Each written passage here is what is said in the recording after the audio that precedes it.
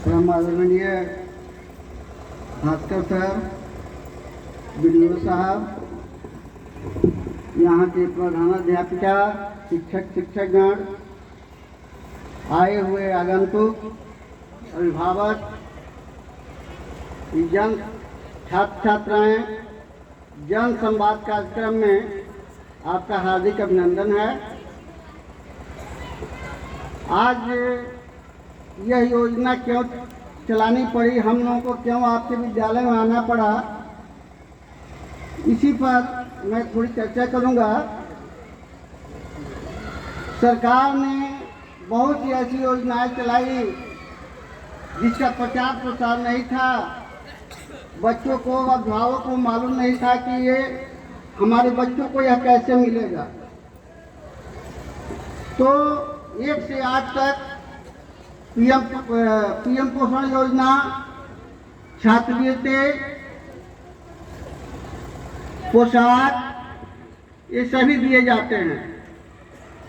इसके अलावा अभी सरकार ने मिशन दक्ष के तहत 3 से लेकर के 8 वर्ष तक के बच्चों को 3:30 बजे से 4:15 तक स्पेशल क्लास चला रही है।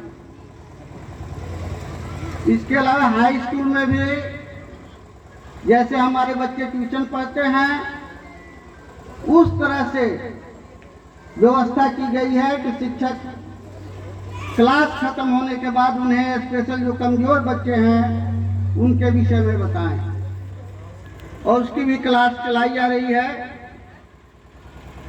ये सारी योजनाओं के लिए माननीय श्री मुख्यमंत्री नीतीश कुमार जी के कारण आज विद्यालय में छात्र छात्राओं की संख्या बढ़ी है।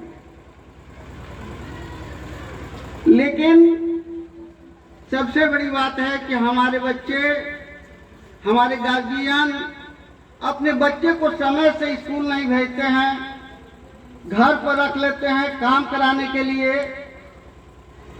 या अन्य कार्यों में उन्हें लगाते हैं। तो एक बात मैं बता देना चाहता हूं कि जो भी योजनाएं हैं जिनकी उपस्थिति 75% से अधिक होगी उन्हीं को लाभ मिलेगा।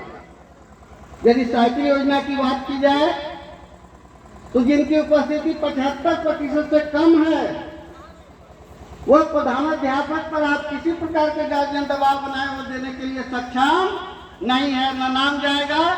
इसलिए कि डीबीटी के माध्यम से सारे पैसे जाते हैं। ये पहले था कि स्कूलों में बांट दिया जाता था, लेकिन अब सीधा बैंक खाते में जाता है।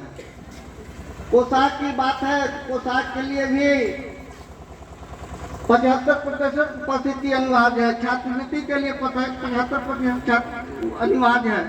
तो इन सारी चीजों के लिए मैं अभिभावकगण को ये बताना चाहता हूँ कि आपके बच्चे सिर्फ नाम लिखा देने के लिए नहीं हैं, आप उनको पढ़ने भेजिए कि 75% उपस्थिति हो।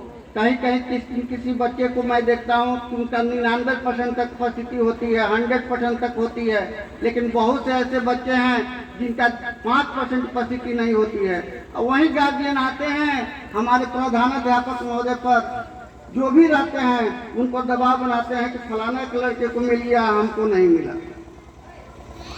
तो इन्हीं सब बातों को बताने के लिए यह जन संवाद कार्यक्रम हो रहा है कि आप समझिए, आप जानिए कि शिक्षा के द्वारा ही हमारा देश का विकास हो सकता है, हमारी गरीबी मिट सकती है। यदि शिक्षा नहीं है तो आप लाख प्रयास कीजिए, आपकी भी गरीबी मिटने वाली नहीं है।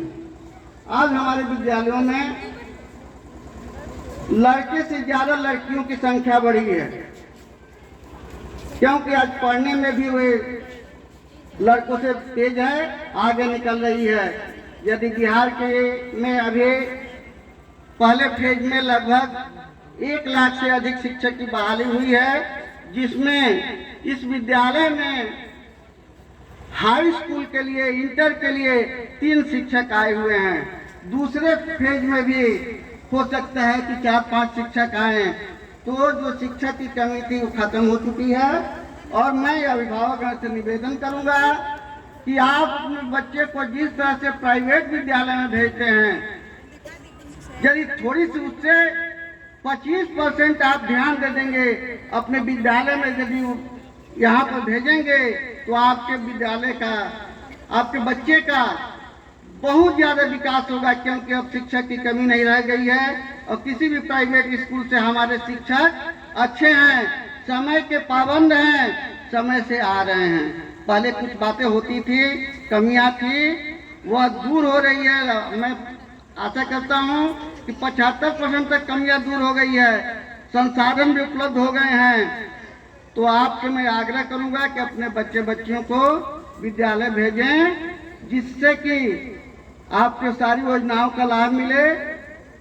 और अन्य योजनाओं के विषय में, जैसे 9, 10, 12 पढ़ने के बाद जो भी लाभ है, क्या क्या मिलने वाला है, वो हमारे सर आएंगे, जिले से आए हुए सर, तो जब उनका समय आएगा तो वो बताएंगे कि हमें क्या क्या करना है और कैसे करना है कि उसका लाभ हम उठा सकें।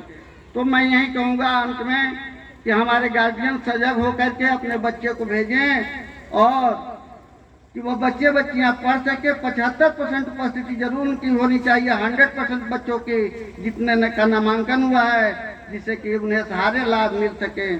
अन्यथा यदि आप नहीं भेजेंगे, किसी प्रकार का दबाव बनाएंगे तो मिलने वाला नहीं है। अब समय बदल चुका है।